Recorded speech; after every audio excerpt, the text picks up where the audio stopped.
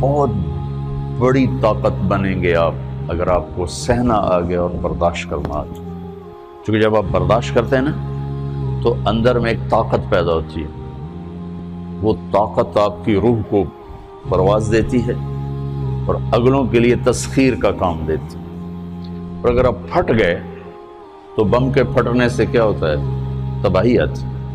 جب آپ پھٹیں گے یا میں پھٹوں گا تو معاشرے میں تباہی آ جائے گی.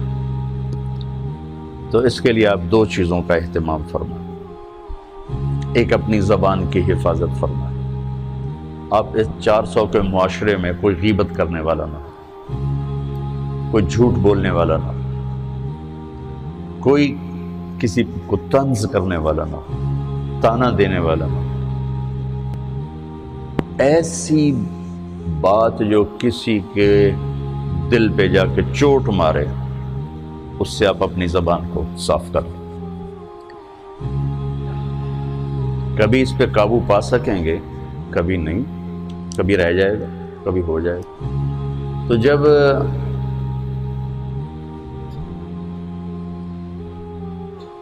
ہاتھ سے نکل جائے بات تو پھر اللہ نے ہمارے لیے توبہ کا دروازہ رکھا ہے.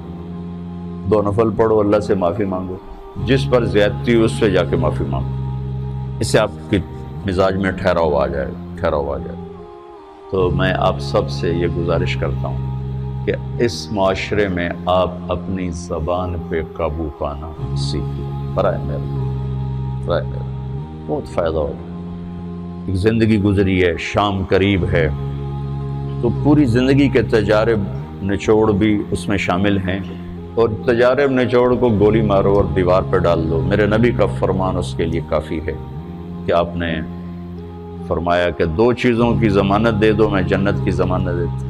ایک تمہارے جو 2 جبڑوں کے درمیان ہے، ایک تمہاری 2 ٹانگوں کے درمیان ہے، اسے پاک کر لو، میں جنت کا ضامن بن جاتا ہوں. اور معاذ بن جبل سے فرمایا کہ تمہیں پورے دین کا نچوڑ بتاؤں. کہ جی کیا؟ تو آپ نے اس حدیث کو میں نے پتہ نہیں ہزاروں لاکھوں دفعہ بیان کر دیا ہے اور ہر دفعہ بیان کیا ہے کہ اچھا یہ ایسے کر کے کیوں فرمایا؟ یہ پہلے کیا پھر کہا کف ھذا. اور کہا کس کو ہے؟ جن کے بارے میں آتا ہے کہ اس امت کے علماء کا جھنڈا قیامت کے دن معاذ بن جبل کے ہاتھ میں ہوگا. اتنے بڑے آدمی. تو 18 ہجری میں انتقال ہوا. 1434 ہجری میں اردن گیا تو ان کی قبر سے خوشبو آ رہی تھی. 1400 سال گزر گیا، ان کی قبر سے خوشبو کا آنا بند نہیں ہوا. اتنے بڑے آدمی کو کیسے سمجھایا؟ بچے کی طرح.